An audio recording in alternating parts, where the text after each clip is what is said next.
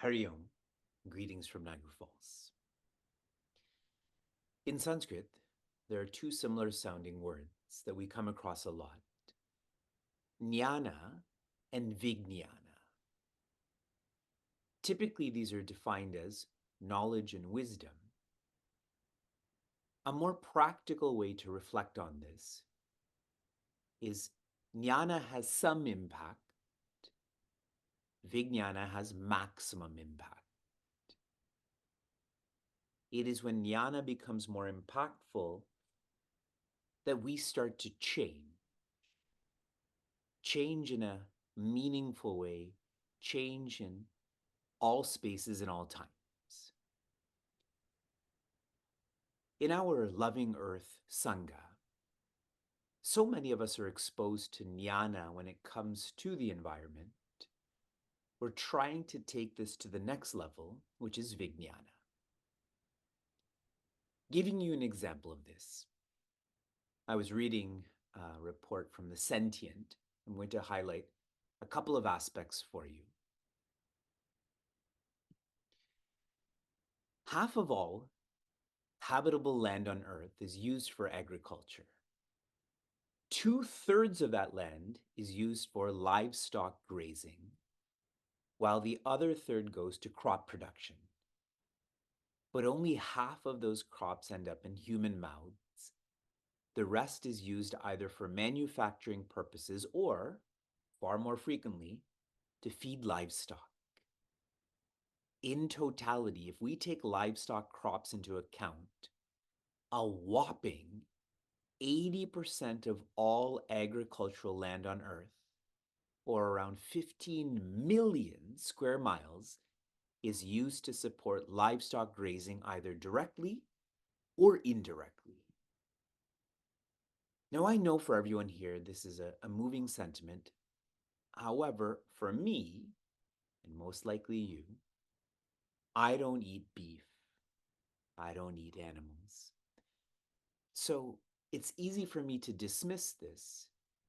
However, when one is reflective about this, when one is trying to make this vijnana, it is not about the beef or eating animals. It's about anything and everything we do that harms the environment. Right now, as so many of us are celebrating Navaratri as families or communities, the clothing we wear, the decorations we set up, the food we cook, the money we spend, to have the vijnana to take this to a high impact, to be careful about all of these matters, to make Navaratri not a celebration of a community, but the celebration of what supports all communities, which is our earth. This vijnana plays out in our lives as yajna, or dedication. And you will know that vijnana is coming into your life because you're engaged in yajna, and part of yajna is sacrificing. Sacrificing one's individuality, sacrificing one's comforts, conveniences, in reference to what we're being dedicated to. Our Loving Earth Sangha is about us loving the earth because the earth loves us back. And this is a great opportunity to practice self-development, to tune into the vision of Sanatana Dharma, our infinite nature. I've not been able to be part of one of the Loving Earth Sanghas for a while, these workshops, because of travels. And I'm really happy I got to introduce this one. I'm really happy to see our team and our speakers. It's a beautiful alignment with what we're learning in Srimad Bhagavatam about how great the earth is, how great cows are, how great Govinda is, the one who protects the earth and cows. This is our puja. This is our worship. Team, please continue.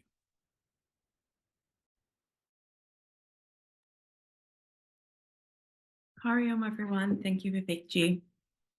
Um, Thank you all for joining us this evening. I'm happy to introduce our panelists, Sridharji, who represents Chinmaya Mission's Washington Regional Center, and Kate Kiji, who represents Chinmaya Mission's Pittsburgh Center.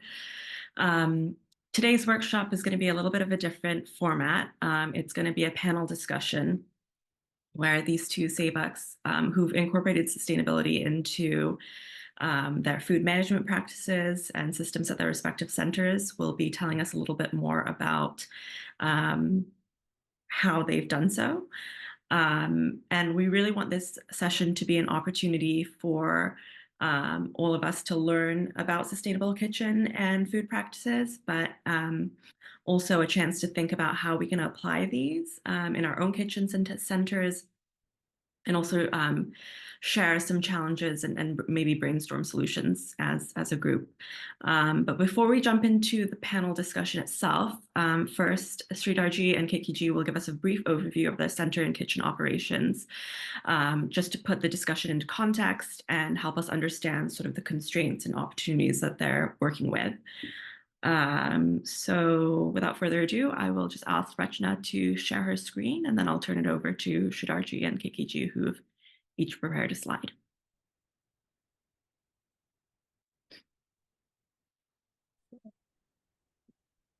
I go? Yes. Great. All right, Hari Om, and good evening, everyone. My name is Sridhar. So I coordinate the kitchen activities at Chinmaya Somnath. So this is in the Washington, D.C. area. Right, so we have a fairly, actually, uh, as a preface, right, I think about a month or a month and a half ago, Vasaviji reached out asking me to talk about sustainability in light of what we do at the kitchen, etc. Right? And I'll be honest upfront, right? So I don't kind of look at our operations from a sustainability perspective. I kind of, just run our operations. And then there are, of course, various dimensions that we have, various aspects of sustainability that we have brought into practice. Some by, let's say, uh, by gentle prompting from Vivek ji, some, by push from our sustainability team. So there's actually there's a sustainability team that we have, who kind of drive a lot of initiatives at our center.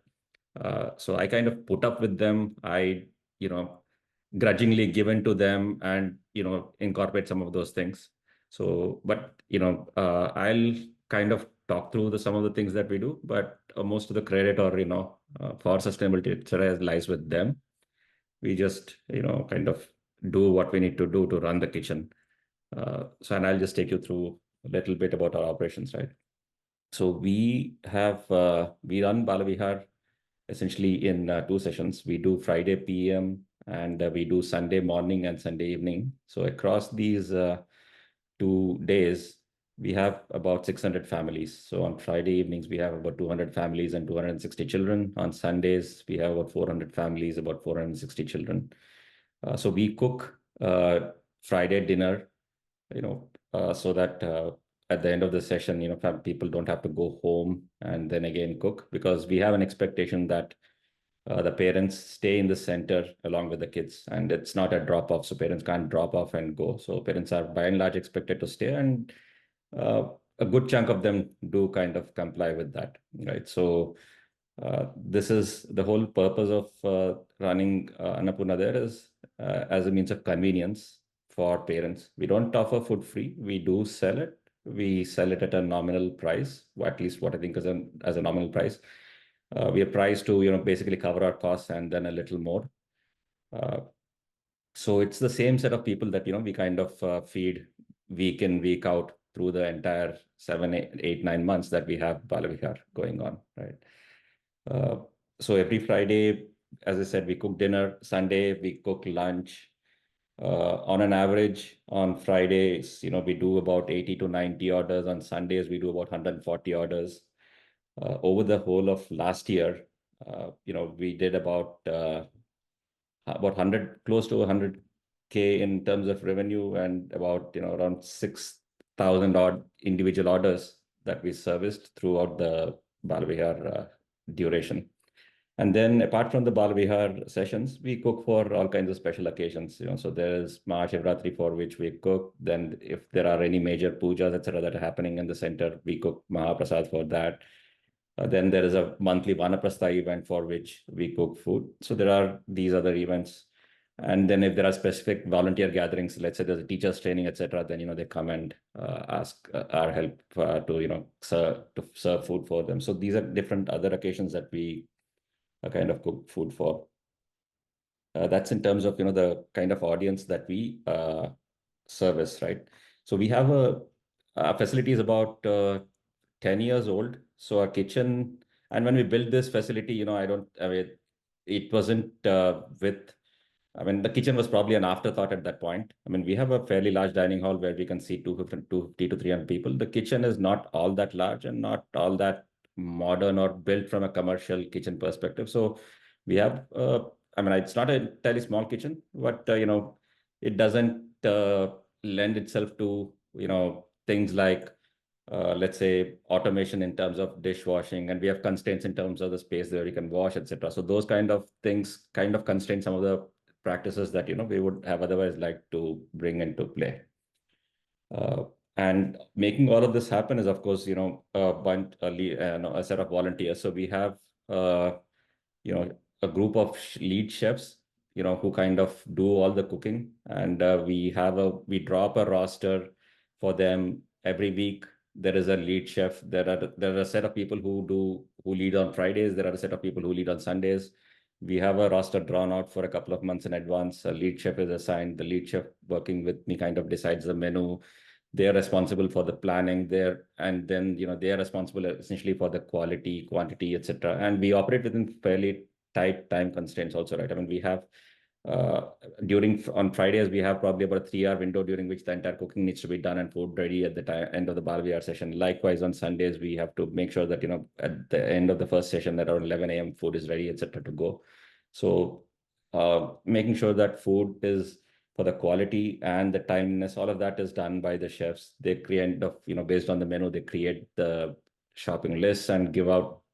That's kind of work. Then we have a front office team who primarily are manning the sales counters. They do the quantity estimation. They kind of give out estimates every week, which kind of then drives how much we actually cook, and which then drives kind of how much we procure, right?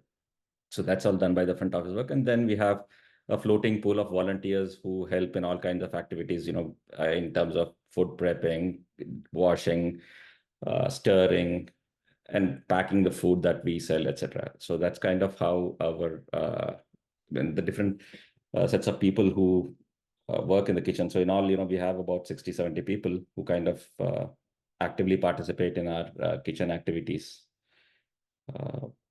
So that's, I think, about a quick overview about what we do. Ketkiji, you want to go? Thank you. Hari Om, I'm Ketki Raina. I am a Sevak at Chinmay Mission Pittsburgh, and I'm excited to be here to share what Chinmay Mission Pittsburgh is doing in its kitchen, but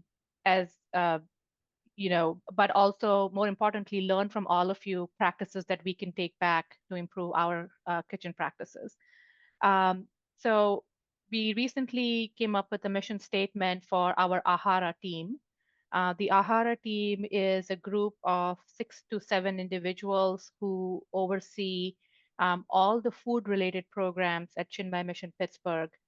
Chinmay Mission Pittsburgh consists of 3 centers. We have Chinmay Sanjeevani, which is our flagship center, Chinmay Amarnath, which was built about, this is year 3, as well as Chinmaya South Hills, which is currently, we are renting a school every Sunday for, but by Bhagwan's grace, hopefully we'll have a center there one day. In terms of the food preparation, at Chinmaya Sanjeevani and Chinmaya South Hills, it's primarily the Bal Vihar lunch that is offered. The Chinmaya Mission Amarnath Center, because it's a newer center, the kitchen was built on the scale of a commercial kitchen. We have a whole cooking area with commercial kitchen appliances, as well as a dishwashing area. that has helped us, follow some of our sustainability practices that I will talk about later in today. In terms of lunch, we have all 3 centers run at the same time, and they have their own lunch practices. But at Amarnath, we have about 200 individuals who buy lunch every week. Additionally, because we have a mandir with where we've done Prana Pratishtha for Bhagwan, there's Abhishekams happening Mondays as well as Fridays. So we have food sales in the cafeteria and our food sales run between about 100 to 200 people, or sales rather, each week. And then additionally, for special occasions like Diwali, Mahashivratri, etc., as well as fear camps, like summer camps for kids, teacher trainings, things like that. We serve between 50, if it's a camp, to Mahashivratri, between 1,800 to 2,000 meals are sold. We have a much higher number of people who attend. Overall, from a revenue perspective, very similar to Chinmay Somnath, the goal is to provide clean, home-cooked, fresh meals to all the seekers as well as devotees who attend the temple. So food is kept, prices are kept at a nominal. So the idea is to recover our cost and then something a little bit extra. Last year, our total revenue was around $100,000. This year, we hit that number. We hit $100,000 by, I believe, May of this year. So that slope has been very steep. Our Seva team at Amarnath consists primarily of 8 cooks, and we rotate across the Monday, Friday food sales as well as the special occasion cooking. Our Bala Vihar lunch, either families sponsor the lunch, so families have the option to bring food in, or the families can make a nominal donation and volunteers will cook that lunch for them. We have 15 to 20 dedicated volunteers and then a team of ad hoc sevaks who sign up every week for seva that they can offer in the kitchen based on the time that they have. Thank you. Great. Thank you so much. That was really helpful in terms of providing that context. For me, it definitely helped put things into perspective and gave me a reference point to compare my local center with.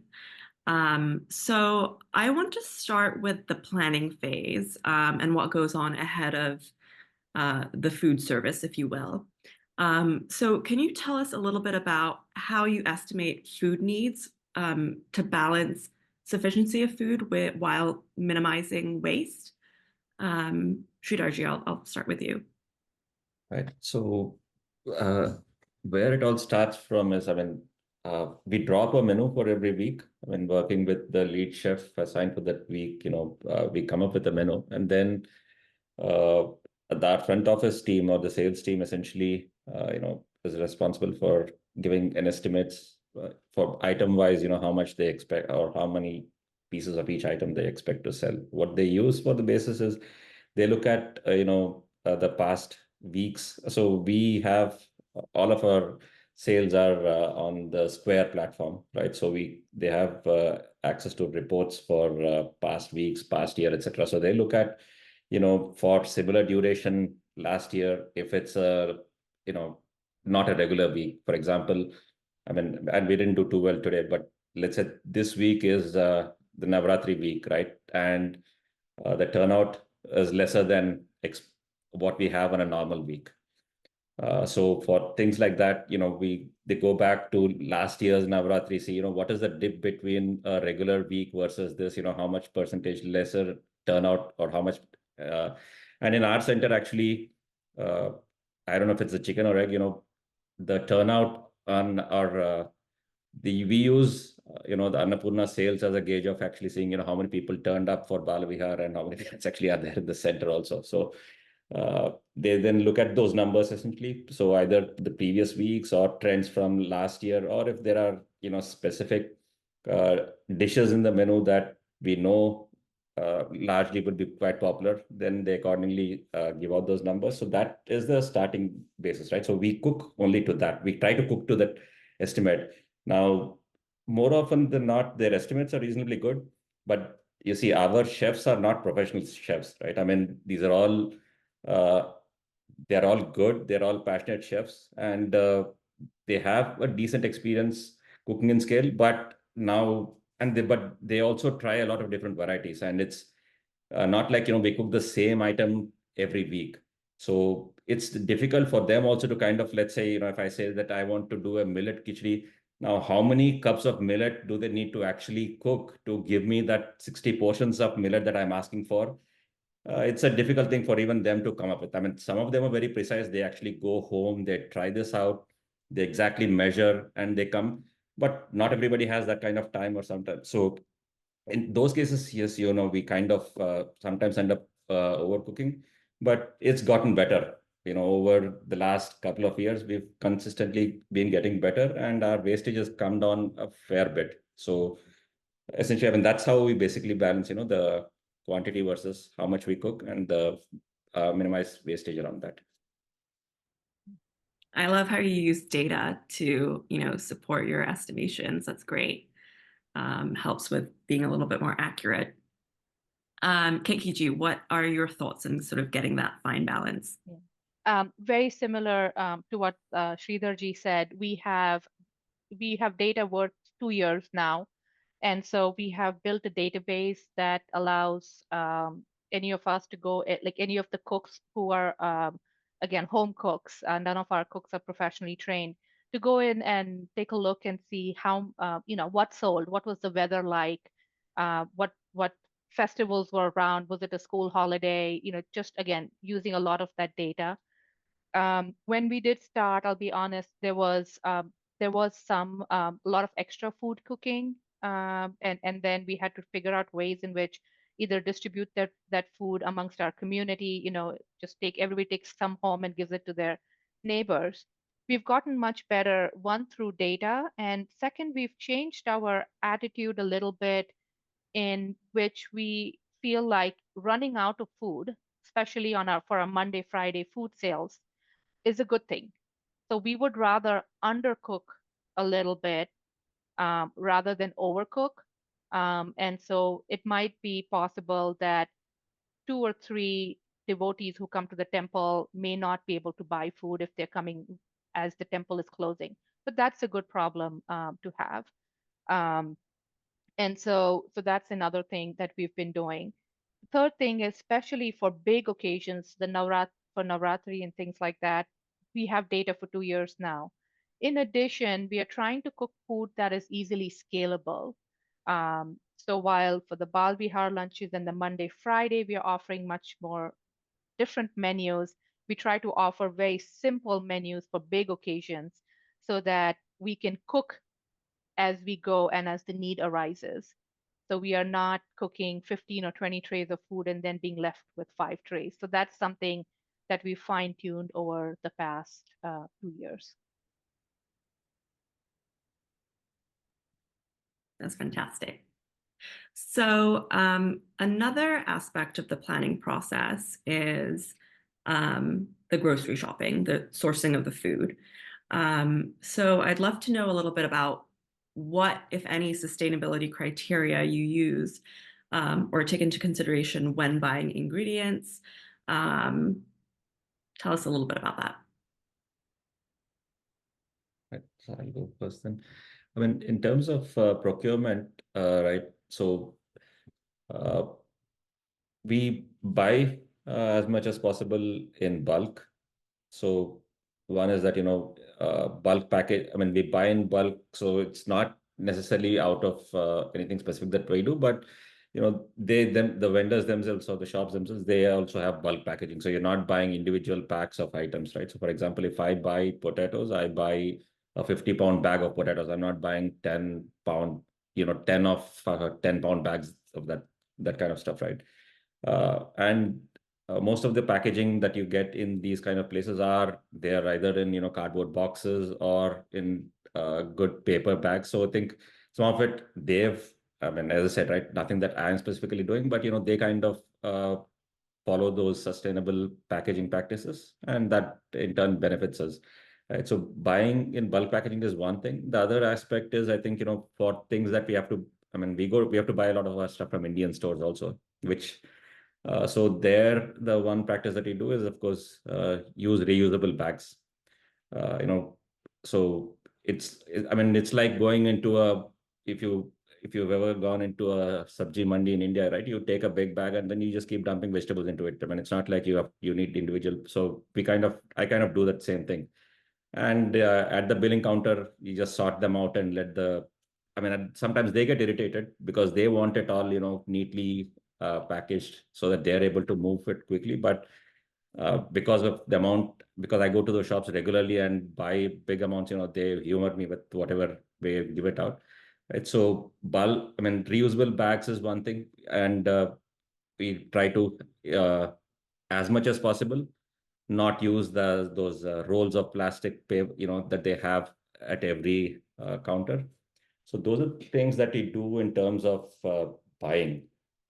We don't really do things like going up the value chain or looking at let's say going to organic farms or trying to buy direct from farms. That is not, I mean, uh, we don't do that kind of procurement.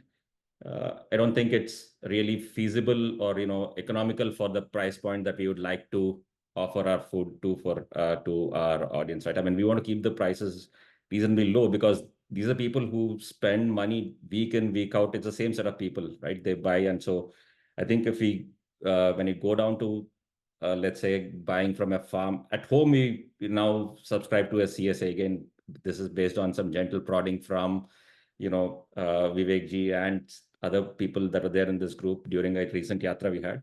But I can't kind of do the same procurement for a kitchen in the scale that we buy stuff from. So as I said, so basically in terms of reusable bags and bulk packaging is the kind of two dimensions I think that we look at from a procurement perspective there as we're buying stuff. Very similarly to what Sridhar ji said, we are buying in bulk as much as possible. The buying cycle starts from deciding the menu and figuring out how much food sale we think we're going to be doing that day. Another thing that I forgot to mention with the menu planning is, as we've been getting a little bit more and more experience, we are maintaining databases of 50 pounds potatoes makes this many trays of potato curry. This much sabudana makes this many vadas. So, kind of that, because we're all getting older, we can't remember. So we have those databases and our cooks can look at that. So then based on how many sales we think are going to happen, how much we need based on the database, we are doing our shopping. There are some principles that we have tried to embrace and stick very strongly by. Things like CMP Pittsburgh will never buy bottled water. CMP Pittsburgh will never buy, store, or distribute plastic bags when we're giving food out. So when people come and ask and say, if they're taking food to go, do you have bags? No, we don't. And that has changed behavior where the regular people are now bringing their own bags because otherwise they have to juggle some of the containers that they have to take. We've also tried, this is a very small thing, but every little thing helps, combining procurement trips so that we save on fuel. And then one of the plans that we have going forward is that we are going to have 2 or 3 individuals whose main task will be procurement. What that will do is, right now it's the cooks who are also doing the procuring. And so there's only so much time in the day. So if Restaurant Depot or Costco is the closest, that's where we're doing the procurement for the cooking.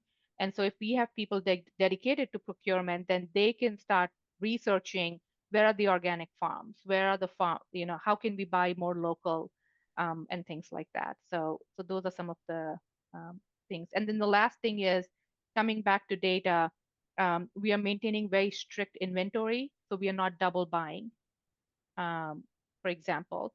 And then a new initiative is keeping menus interesting and fun, but also trying to avoid things in our menu that require very specialized or one-time use ingredients, because that then if you have leftover ingredients, there's nothing that you can't use it because you can't offer the same menu again the following week.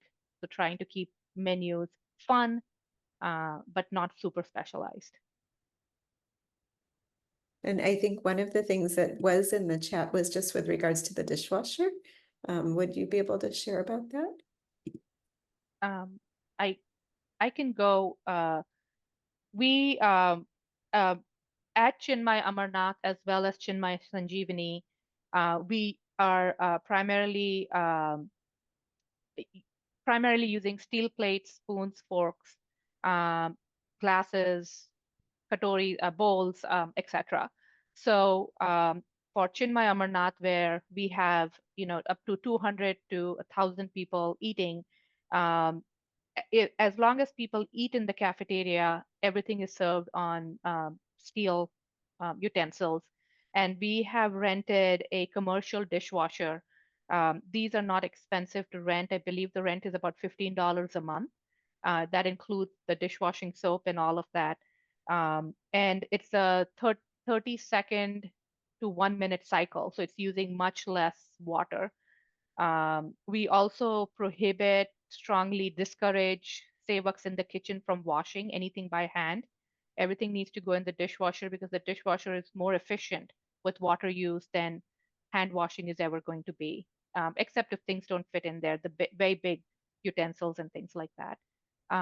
So that's a little bit. And then we also have regular home-sized dishwashers, which we are almost not using anymore because the commercial dishwasher has worked so well for us. Yeah, I mean, on our side, unfortunately, we don't have that luxury. We don't have that kind of an arrangement. We don't have the space to set a commercial dishwasher up. So we do all of our washing by hand. And, so it is a bunch of Sevaks who kind of do this grunt work. Again, every session, we have a bunch of people who diligently show up and do the dishwashing. We don't use steel plates for, our operation is slightly different in the sense, for example, on Fridays. So we do a lot. Most of our food, we have a pre-ordering system. People pre-order their food. We pre-pack that food and keep the bags ready. It's like, if you order from Uber Eats or any of that, right?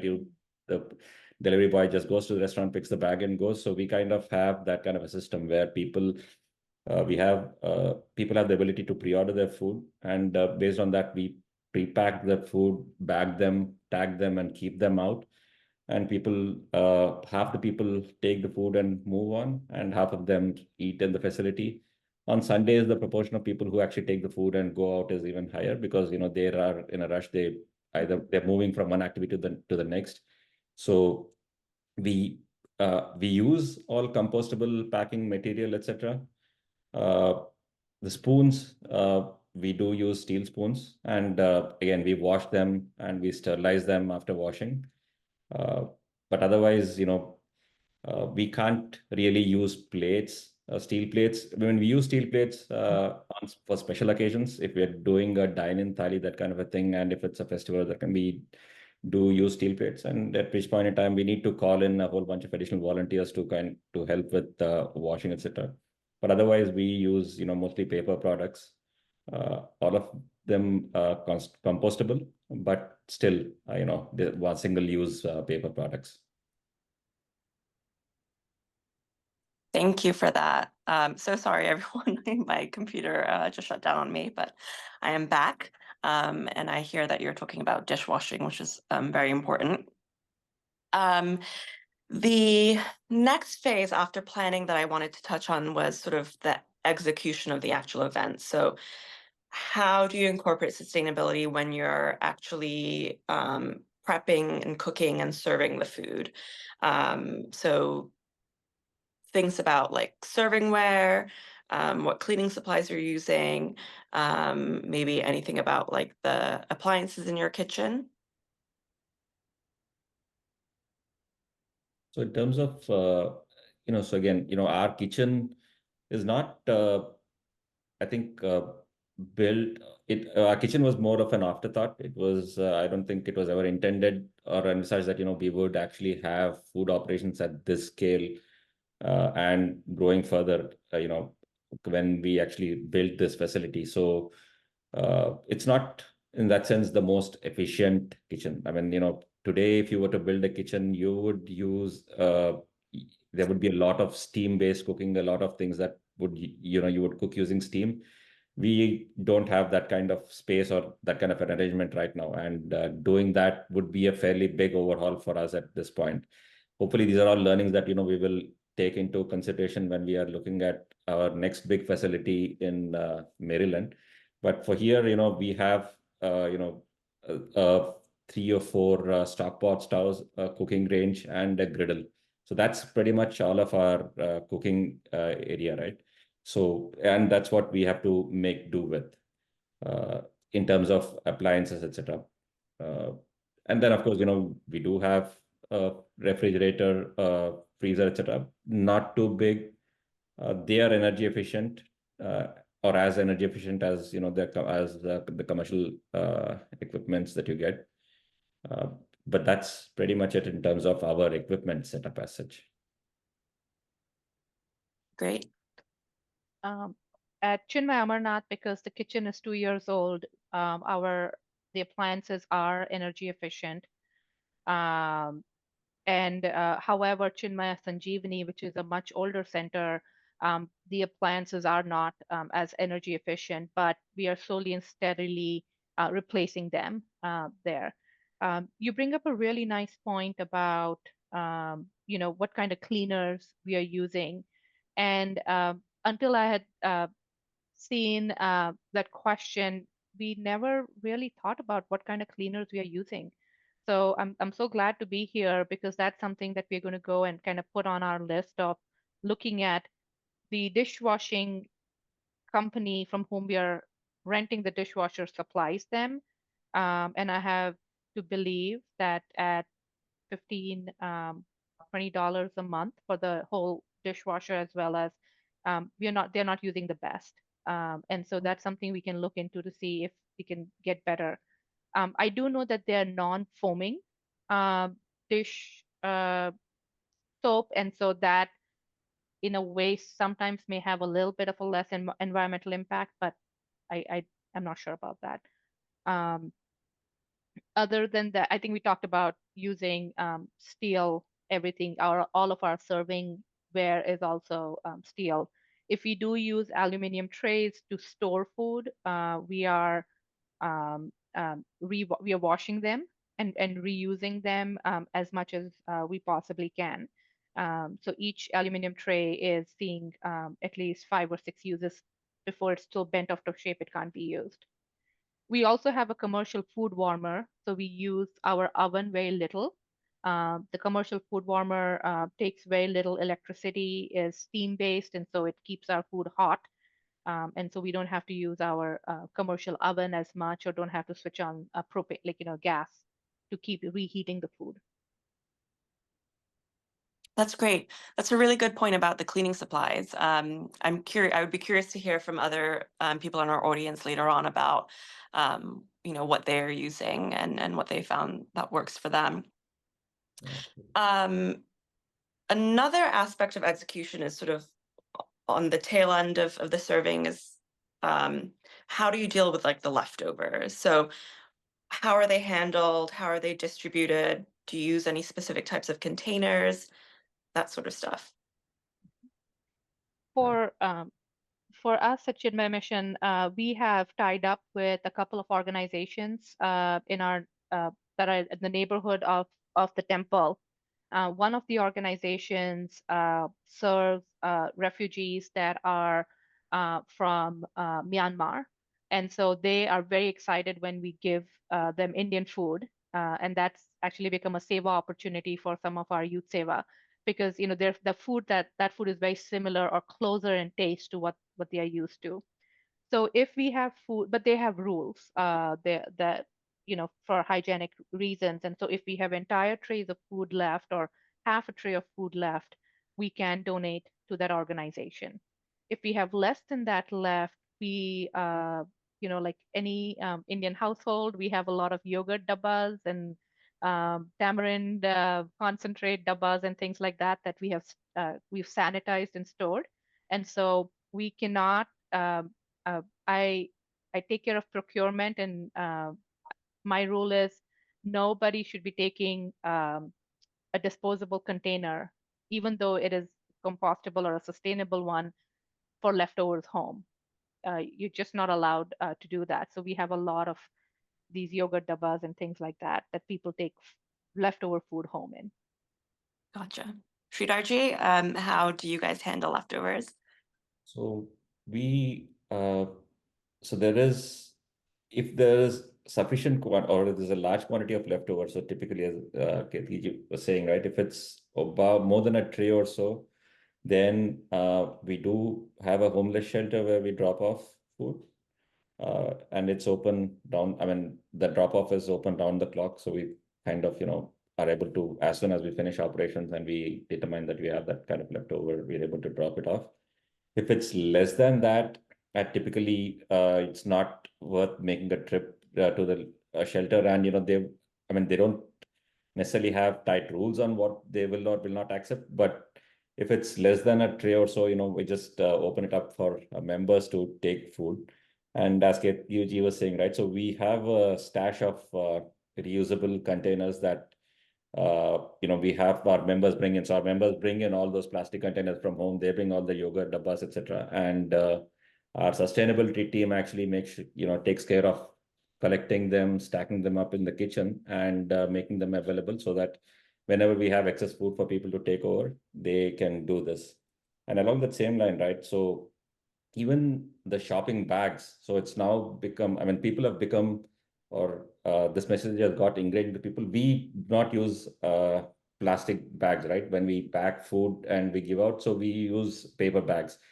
Initially, we used to buy them, but now for the most part, the amount of paper bags that we buy also has reduced. People bring all of their Trader Joe's, Whole Foods bags in bulk, and they keep dropping it off, and we keep recycling them. And unless the bag is, soiled or the food has gotten into it, people take the food out and bring the same bag back again to this thing, right? So that's again a culture that's kind of got instilled into our population here. So both paper bags and reusable vessels, right? So this is something that people bring, and that's what we use for the most part for any excess food disposal. Gotcha. And for the food that isn't taken home as leftovers, I'm curious to know a little bit about sort of the waste process. And first of all, how much waste does your kitchen produce on average?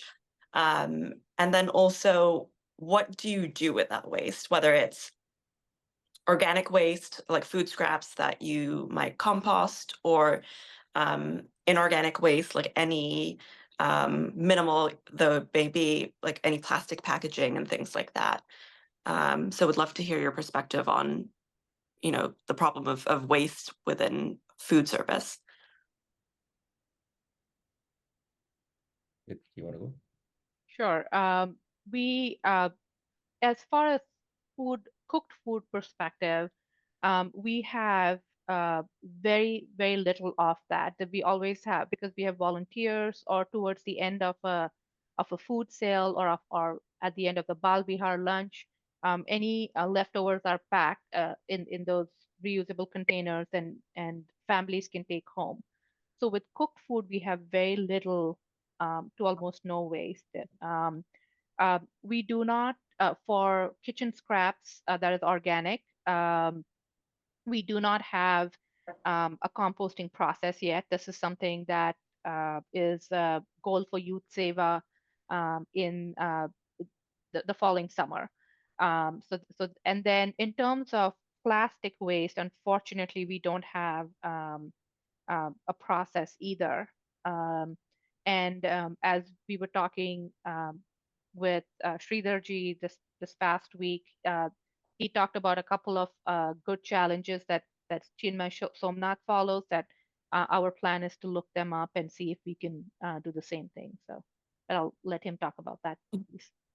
So in terms of our waste, right? So all kinds of food scraps or vegetable peel, etc. So we have a composting service. We subscribe to a composting service. Again, our sustainability team did a whole bunch of research on that, and they found they've signed up basically a cost-efficient vendor who comes and collects food. I don't know the exact. So I know that we have buckets in the kitchen, and what we do is, as we are prepping, we fill up those buckets, put them out, and I think we have a 15 or a 30 gallon per week service, right? So all of this goes into compost, and I think they again recycle. So that's for all of the food, vegetable waste cut, etc. And previously, and for the plastic, cardboard, etc., right? We did not used to have our own dumpster for it. We did not have a service till very recently. People used to actually, again, so that was a return gift for all the volunteers. So all the cardboard and all the milk cans was a return gift for volunteers to take home and put it in their recycling. Now we've subscribed to a service, so we have a dumpster. We get all of that recycled. We have an oil recycling dumpster again. So all the oil that we use for frying, all of that gets recycled. Then in terms of plastic waste, again, so there is something called a Nextrex plastic film recycling challenge that this sustainability team looked up and found. So what you do is you collect once you hit a particular threshold of plastic waste, and I think you take pictures and you send them how much you are recycling, and you dump off all of these at places that accept this kind of waste, like Harris Teeter or Wegmans, etc. When you hit 1,000 pounds, you actually get a Trex bench. So we got a bench this year, and I think last year, Chinmayam is another center that's in the DC area, so they kind of learned from this, and they got one bench last year. So we do actively convert that way this film plastic into Trex benches for our facility. So that's one initiative. And then, of course, there's this one other practice that we try to do when we have large gatherings is all the plates that we use, they're compostable plates. We stack them up, all the bowls, the glasses, etc., so that you're not using up too many trash cans, because otherwise the trash can fills up very quickly. I mean, you have 50 people, they keep dumping stuff at random, the trash can fills, and you'll have to, cycle about 4 trash cans in that same thing. Whereas now we are able to kind of just do it in one go, right? I mean, you stack all of it and you're able to finish it up in just one trash, in one bag. Sometimes, again, we don't have a very cost-effective option for this, but these compostable plates, some members take them off to a commercial composting facility and drop them off too. So it's not a very frequent thing. That happens sometimes, but that's another option that we have. That's another choice that we exercise here.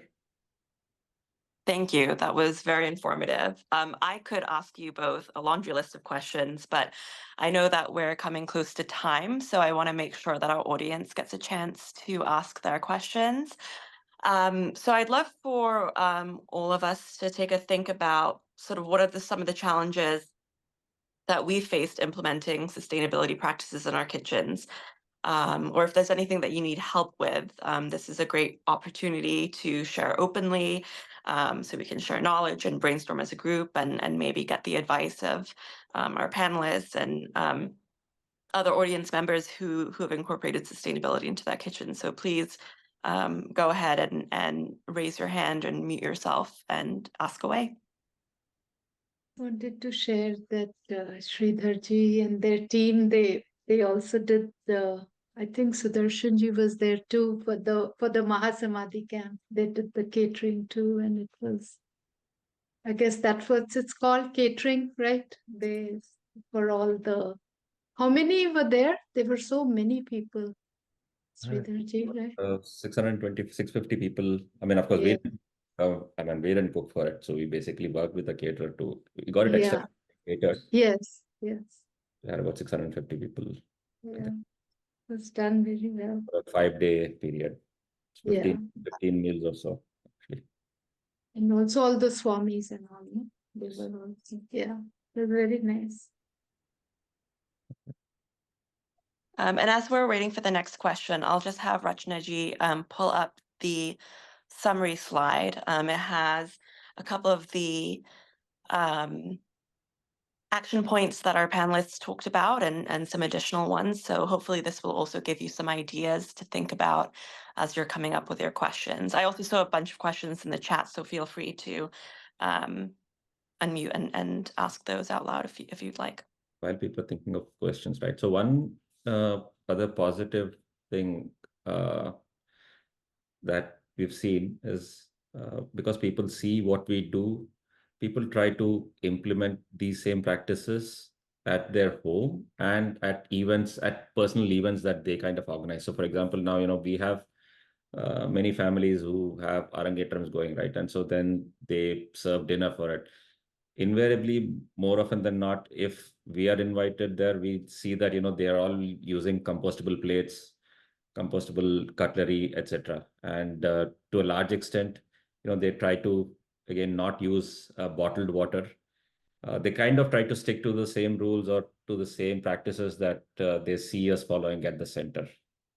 That's one piece. And then the other piece is, again, our sustainability team runs a eco club in Somnath. So as another enrichment activity outside of Balvihar, right? So I think there, I mean, I don't know exactly what happens there, but they have a group of children that they teach these practices to. They make them do some projects, etc. So they're trying to inculcate or ingrain, sustainable practices, eco-friendliness into this next into the kids too. We too, very similar to what Sridharji was saying. Our kitchen as well as our cafeteria can be rented. Our cafeteria, I believe, seats 200 people.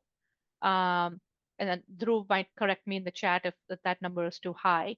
And so as we are working with renters who may be renting the cafeteria or the kitchen, we really discourage them from bringing in disposables. And we say, encourage them to use our utensils. So that in a way also reduces the disposables, that because we can't control what they bring in and things like that. We also insist that if they are bringing in bottled water, which again we discourage, we have these large igloos that they could use. We ask them to take it with them. Like, don't leave any of your disposables in our kitchen, as well as anything. We do have some eco-friendly plastic spoons and things like that, though they need to be commercially composting, so it's really not that helpful. We keep them out of sight. Like I always say to the volunteers, like people should have to beg for them before we give them one spoon. And they can always take a steel spoon, use it, and then put it for wash. Yeah. And there are, so we have a similar thing with straws, right? So previously we used to give out straws. Then we switched to eco-friendly straws. And now we've switched to actually having lids that don't need straws, right? So you have those sipper kind of lids that come. So we've switched to those kind of lids so that now we don't give out any straws, neither plastic nor compostable. I mean, if people have very small children, then they'll come and ask, and then yes, we at that time grudgingly give them, but also tell the kid, right, that you need to learn to drink without a straw. So yes, it's small things, but yes, as you said, right, every small thing adds up. Yeah, and encouraging behavior change is a huge part of it. So that makes sense. I did see a question in the chat about what advice you have for smaller centers. So for a center that's starting out, what are maybe some high impact sustainability practices that they can do now, though they might not have the breadth of resources? I think the first thing, just by trial error, and this will take a while, is as you're going along, collect very careful data, because that's what's going to drive over the, that's going to help you reduce the food waste over the years. And the second thing is, with your team, sit down and talk about what is it that you will do and you will absolutely not do at your center. One example was like, we will never buy plastic water bottles. And so some of those small things, start small and then add one new thing at a time, is something that may be helpful. Um, and then keep track of how much you're buying and what you're buying. So for very specialized equipment, we are crowdsourcing the equipment. So if you're offering grilled sandwiches, we didn't buy 5 or 6 grills. Those we ask our volunteers, bring yours in. If you're offering idli, bring in your grinders, and we'll wash them and give them back to you. So try, like, a kitchen can get out of hand, and we can buy a lot of things very quickly. So be very careful about what you're buying and how much, and buy very slowly. When so as a one example that we have, I mean, we have a Chinmayam Center, which is in Maryland, about 50 odd miles from where we are. Now, they do not, I mean, it's a much older facility, so they do not have a kitchen of any kind at all, right? But now they're also trying to get into a setup where people bring food. I mean, as part of Bharaviyata, right? People have signups and people bring food, and then, all the members, I think, kind of eat that together. Now, they started using steel plates to start with. I mean, although they don't have kitchen, they, at least for this kind of a setup now, they've invested in buying steel plates and steel cutlery, and that's what they use for this. And it requires effort. I mean, again, so they don't have a dishwasher, etc. People have to do that, but there is, I think, having a strong sponsor or somebody who's actually very passionate about it, and who's not willing to step back and who keeps pushing, even though, I mean, it's not a very easy thing to push this agenda, right? I mean, a lot of people are very indifferent to it. You need somebody with a lot of commitment who's, not willing to take a no, and who's not willing to back out, who's passionate about it, to to push this agenda. So there is, a small group of people like that over there, and they've started with steel plates. I think eventually now, whenever they build a kitchen, they will probably look at it from a sustainability first lens also. And yes, so we have a huge tract of land there where, we are hoping to build a much larger facility. But, and I'm sure at that point, they will look at all of these practices when you're designing to start with. But start with whatever you have, right? I mean, whatever operation you're doing, however small it is, see what you can do over there.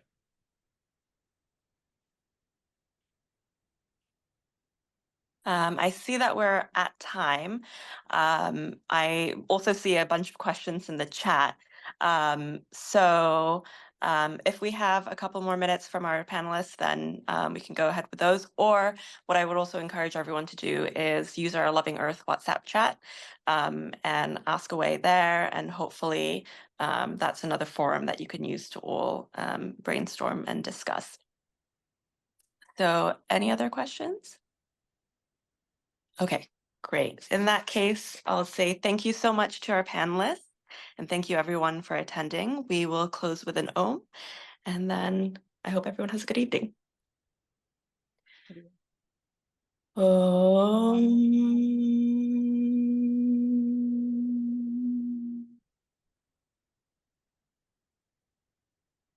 Hari Om.